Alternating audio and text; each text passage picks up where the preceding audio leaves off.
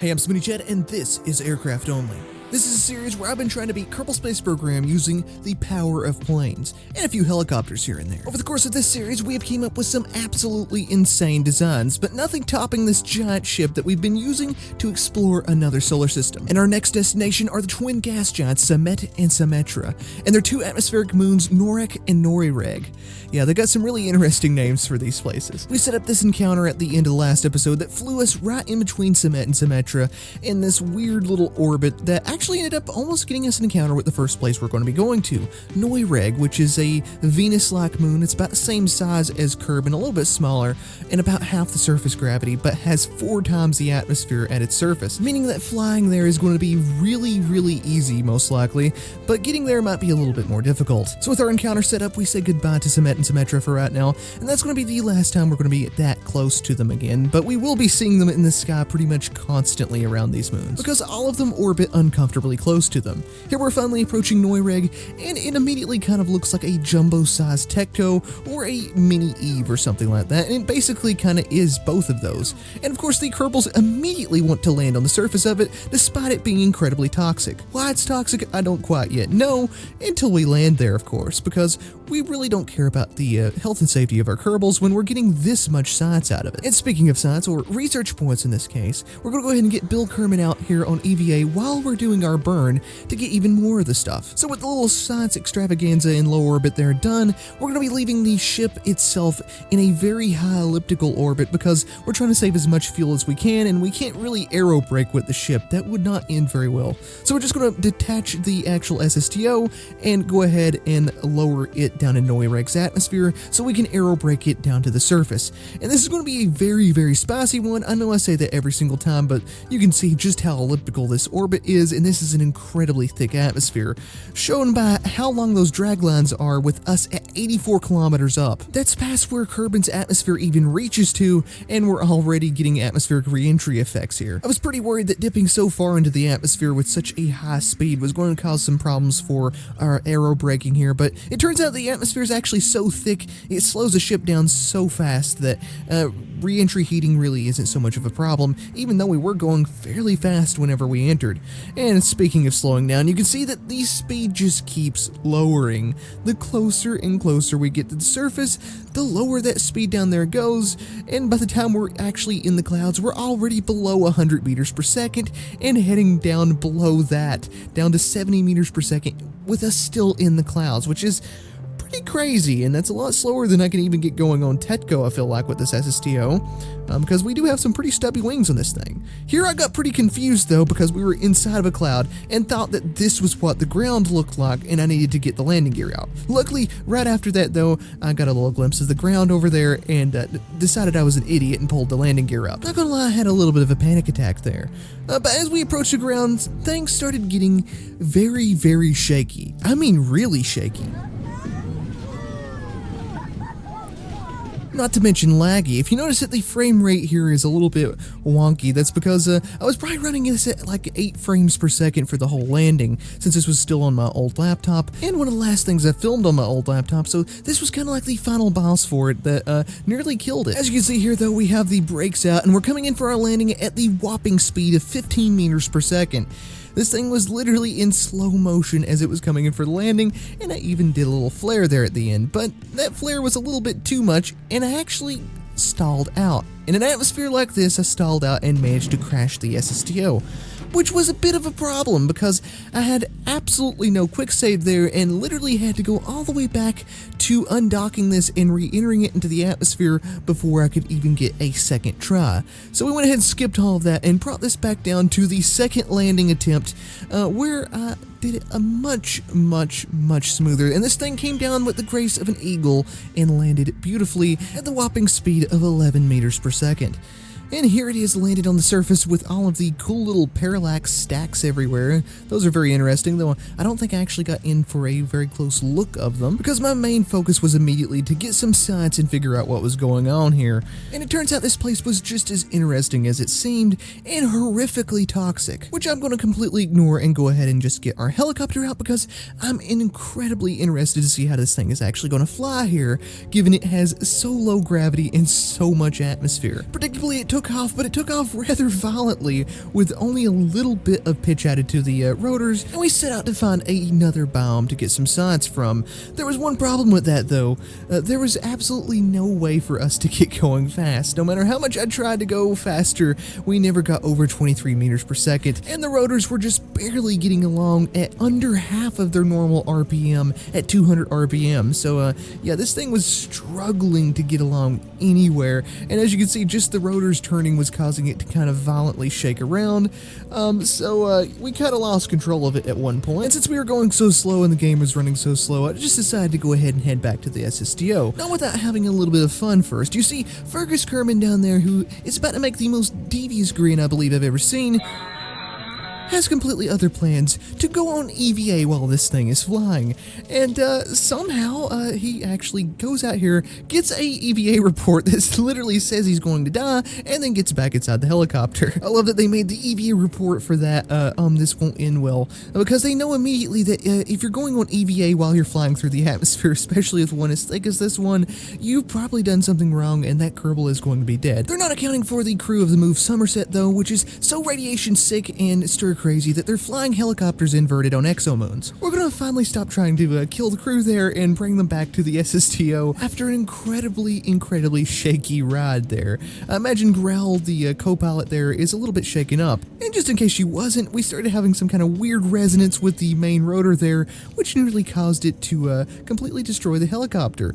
And then we started picking up with the reaction wheels on board and started pitching over even more. So we went ahead and retracted everything and brought this back over to the SSTO and put it away for safekeeping, because that had to be rough on the helicopter there. If there was durability on parts in Kerbal Space Program, this thing would be on its last legs. It's missing a fin there on the back from the last mission, and it's already had all of its tires replaced on the mission before that, leaving us without any repair kits to actually repair it anymore. So I'm kind of glad that there's only like one more place to visit after this. Nevertheless, we got Jeb out here on EVA to claim this moon in the name of aircraft only, and nearly take himself out in the process. And before climbing up the ladder to get back in the SSTO, I nearly forgot that we actually needed to do some science on the surface, and it turns out that Noyreg is actually something like a carbon planet, or I guess a carbon moon in this case, meaning that it's completely made of carbon pretty much, which is a little bit odd. But once getting Jeb inside covered in toxic chemicals, I figured it was time to head over to a different biome to get a whole nother set of science from there, and the takeoff of course was extremely easy, because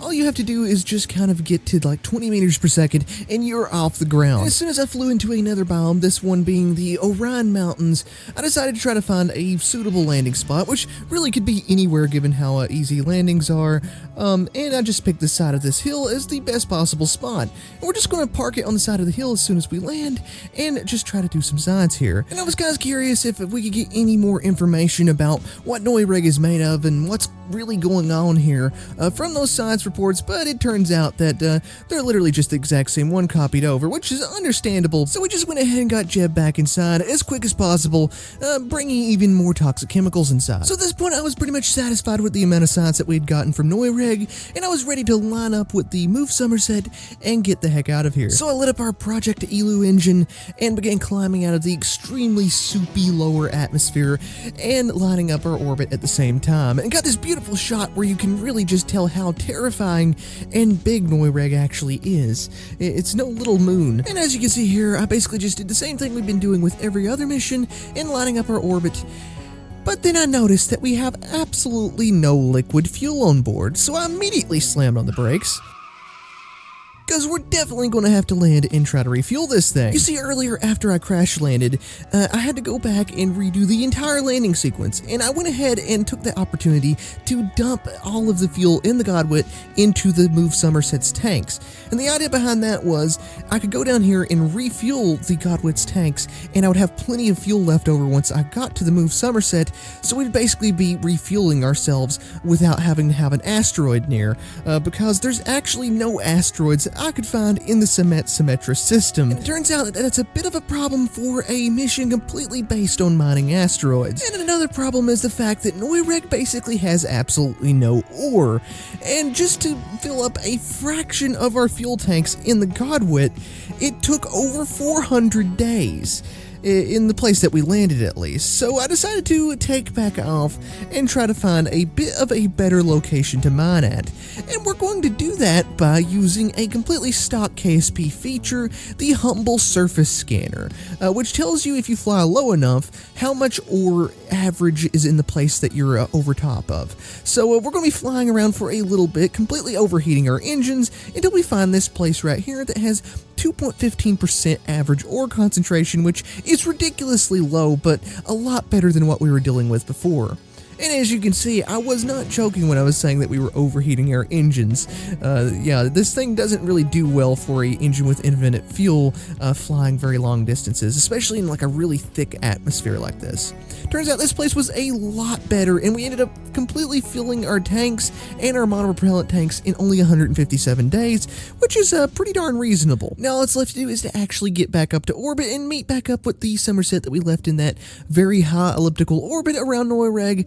And that should be pretty easy because we have plenty of atmosphere to work with and an engine that has infinite fuel as long as we're in an atmosphere. So I should be able to get a good bit of the orbital velocity just with that engine as we climb up here. So I'm going to be taking a fairly shallow approach, but also trying not to overheat the darn thing because it overheats very easily. I ended up getting probably about half of our orbital velocity because we needed a lot of extra velocity to get to that elliptical orbit just with the atmospheric engines, and ended up taking a little bit over half of a tank back to the Somerset here as we met up with it, which I'm sure actually helped a lot with the rest of the mission, and I actually doubt we could have done most of it without that extra little tank of fuel that we brought back up. And once we're docked back up, it's time to head out to our next destination.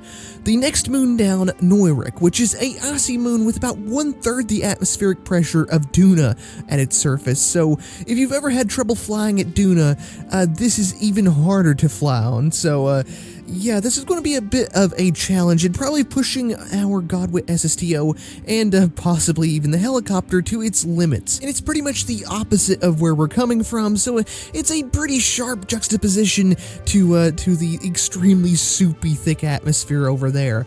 And I'm not quite sure if we're even going to be able to land there, and if we do, it's going to take a lot of fuel. But as we fly up on it, it's very clear that it is a beautiful, beautiful moon, and it's full of science for us to take advantage of. So we immediately, as soon as we got into the proximity of it, started doing as much science as possible, and even Jebediah is confused on how to pronounce its name. So we're going to fly down to where we're actually going to do our capture burn, which is very, very close to the atmosphere, because I was trying to be fairly efficient with this stuff, which I usually am not that efficient with anything.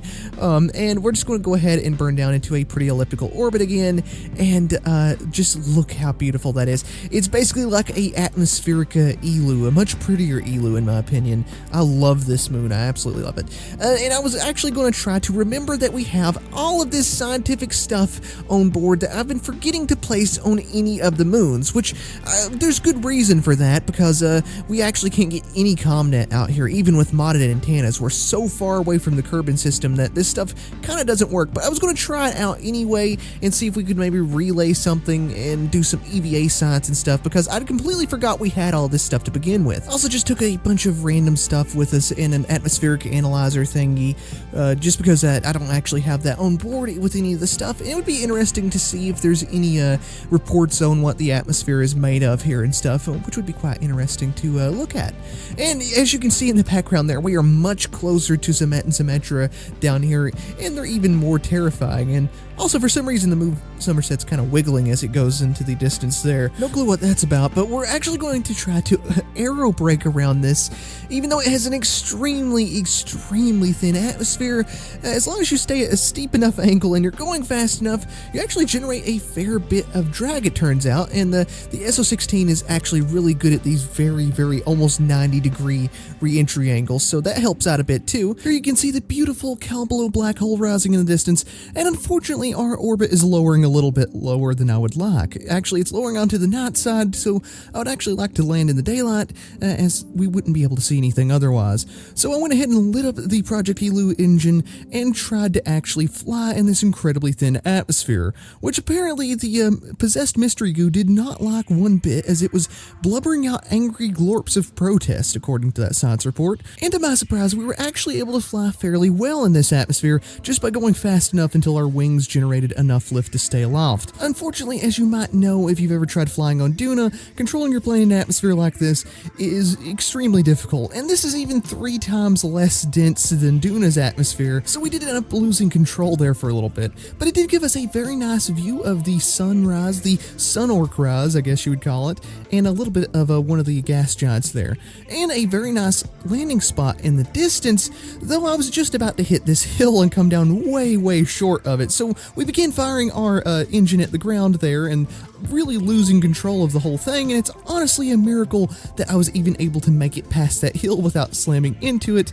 And once we got to that very flat landing spot, I immediately started firing retrograde, just holding retrograde and firing, just try to slow our velocity down enough till we could actually land.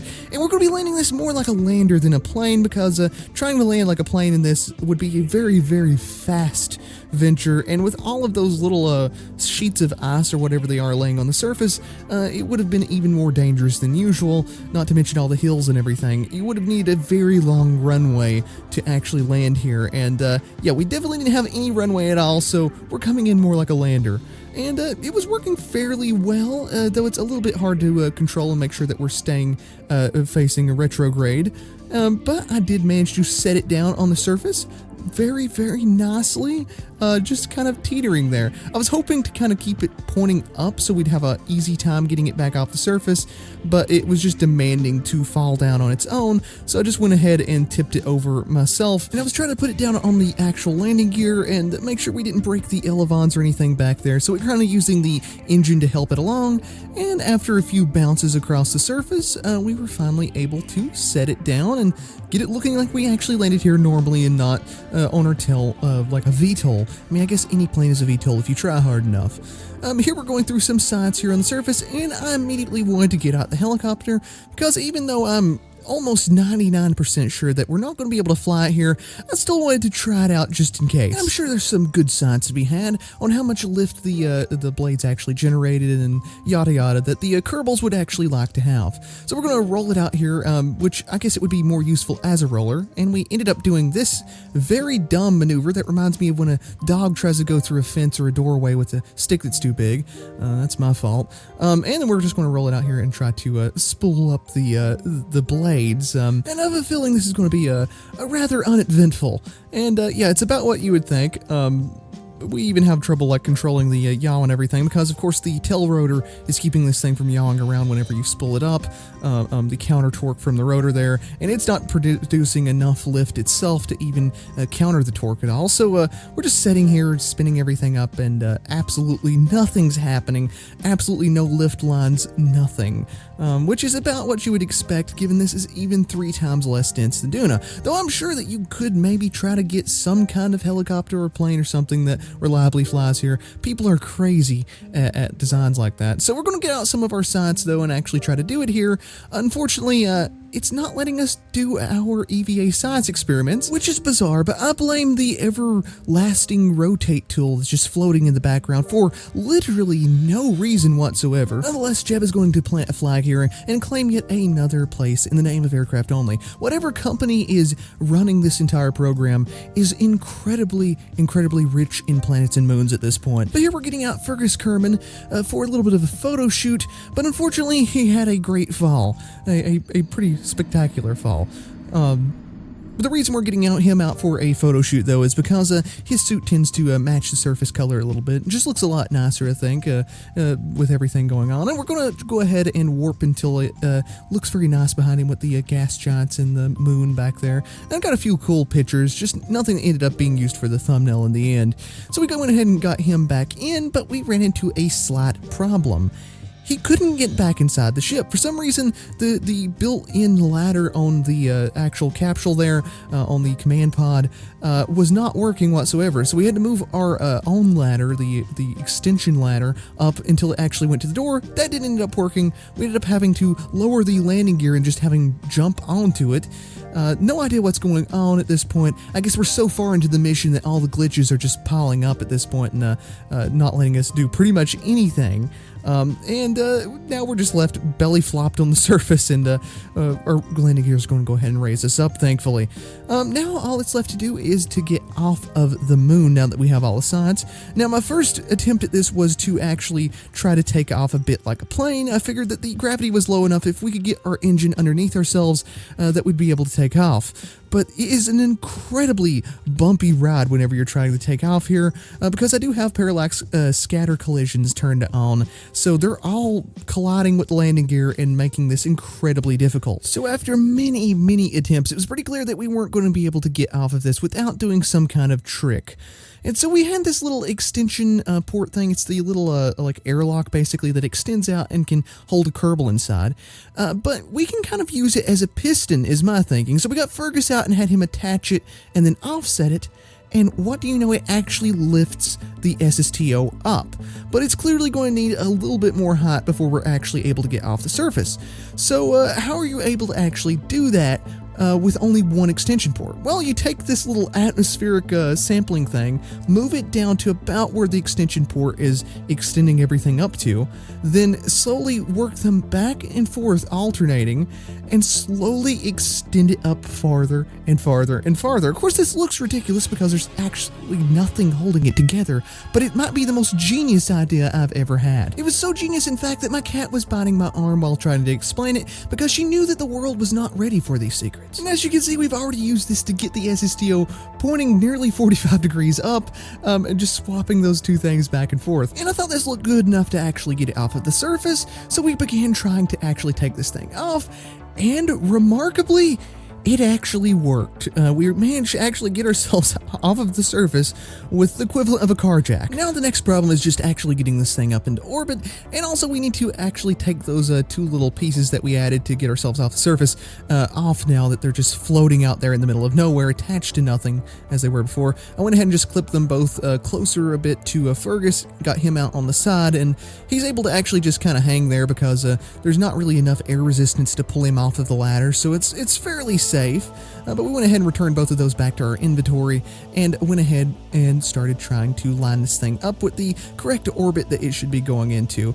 And I really wanted to actually try getting this mostly to orbit using the Project Elu's air breathing mode, because there is enough air here to fly with it, so I figured there might be enough air here, as long as we're not slowing ourselves down or anything, to gain more speed and save some fuel with it. And I was very focused on doing this, to the point where we probably ended up losing more fuel in this entire process than we ended up gaining, but I'll admit it was pretty fun in the process. So you can see here we're gaining a fair bit of speed with just the air breathing mode already, but we're not really gaining enough speed to actually fly here, so we're having some very close calls with the surface. But worry not, the calls get even closer than this.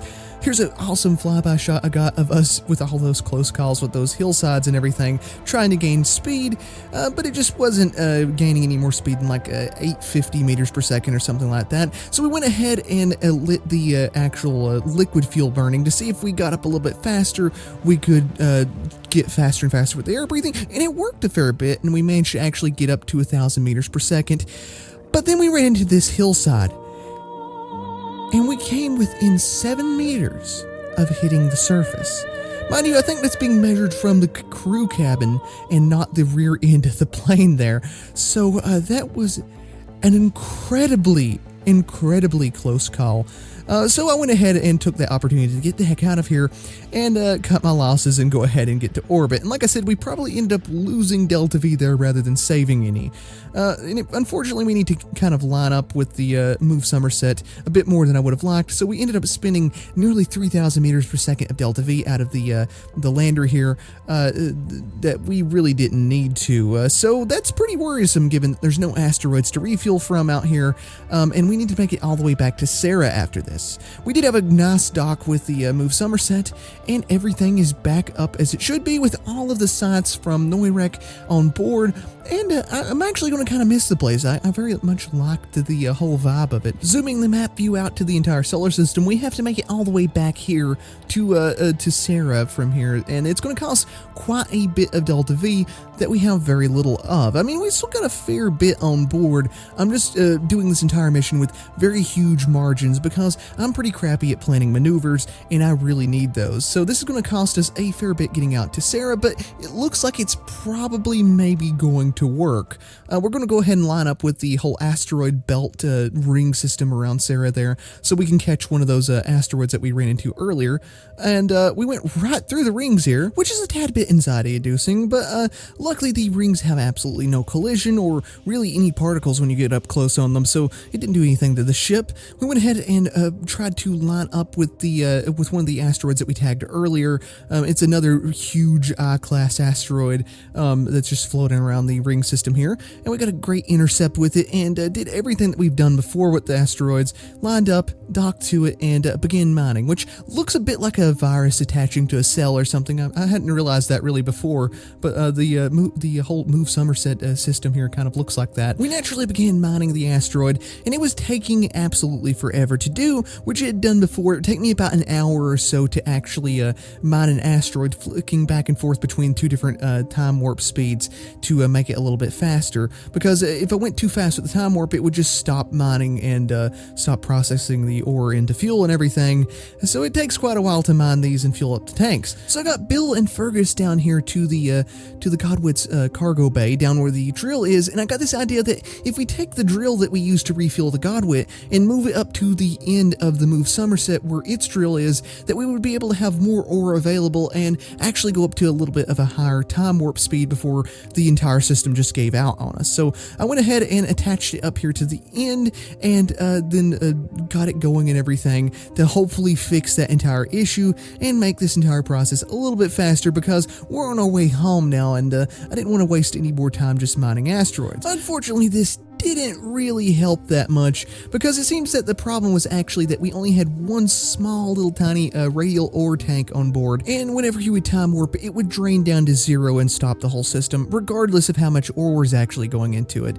So we went ahead and filled everything up the normal slow way, and went ahead and backed out of here, going to the wormhole now. We're going to do a burnout to the distant little wormhole that's orbiting Sarah, and finally begin our journey back to the Kerbal System. Saying goodbye to Sarah for the last time at least on this exact mission and everything, because whether we like it or not, if we want to come back to Kcalbeloh, we have to go through the whole Sarah system there, and it's probably going to become a de facto like staging ground for any missions out farther into the system. So we're going to go ahead and dip down into the wormhole here and do the ever anxiety-inducing wormhole transfer over to Kerbal, which warps space-time and shakes the ever-loving crap out of our ship. And after some lag and a quick color change of the star, we are officially back in the Kerbal System, orbiting around Sarnis, of course, because that's where the wormhole is on the other side, and we're going to go ahead and get out of here to make sure we don't accidentally head back through it, and we're going to put ourselves in a nice stable parking orbit around Sarnis so we can go ahead and convert all of those scientific reports that we got into science points. And to get the maximum amount of science points out of that, we're going to go through the science labs here. So you see here is the actual science points that we've collected while on the journey. Here's the scientific data that the tanks are currently filled up with, and if you remember, some of the reports that we got had a ton of that data. And down here is the actual rate in which those labs turn that scientific data into science per day. And that rate is 14 science per day, meaning that this is going to take a very long time. Once we have our science tanks filled up, we transmit that data and then gradually work on the data tank inside the lab, slowly decreasing. And as it decreases, the rate that it turns it into science also decreases. So we need to gradually fill that up out of the 117 science reports that we have on board. So this is going to take a very long time. We started out with the clock up there on +4 years, which isn't the full mission time, but is a good starting point to kind of tell how long this took, and we gradually time warped and filled up the tanks, and time warped and filled up the tanks, slowly transmitting all of that science back to Kerbin gradually. until we were left with absolutely no reports to fill it up from and very little data on board. And it was time, 32 years on now, so a full 28 years of science around Sarnis here. It was time to finally go home back to Kerbin. We crammed as much crew as we could into the Godwit SSTO and left a few members on board to station keep with the Move Somerset there around Sarnis, which I'm sure they're incredibly happy about, but we will be coming back to them eventually and maybe transferring them back to Kerbin or taking them on yet another mission out to Kcalbeloh, depending on what we end up doing with the actual Somerset. Here we're doing our burn out to Kerbin with the Godwit, which has enough Delta V on its own to actually get itself back to Kerbin pretty comfortably, or pretty much anywhere in the Kerbal System if it needed to. You see we got a pretty close periapsis there to Kerbin, and we're just going to be braking with the engines around it and then doing some aero braking to actually get there. And right here is the first time these Kerbals have seen Kerbin in probably about 50 years, that we'll take a good 28-30 of that off just for the scientific processing, which I didn't necessarily have to do with them on board. I just wanted to do that beforehand in that order with the mission and everything. So if you want to add that up, the mission actually ended up taking somewhere around 20 years if I had to estimate. The clock really didn't keep good track of how long it was, but you can see here that the Kerbals are now doing an extremely hot aero break around Kerbin, which I'm sure they're actually thrilled about, because at least they're close to home and nearly dying, rather than in a completely another stellar system aero braking and nearly dying. So it's a little bit of an improvement, I would say.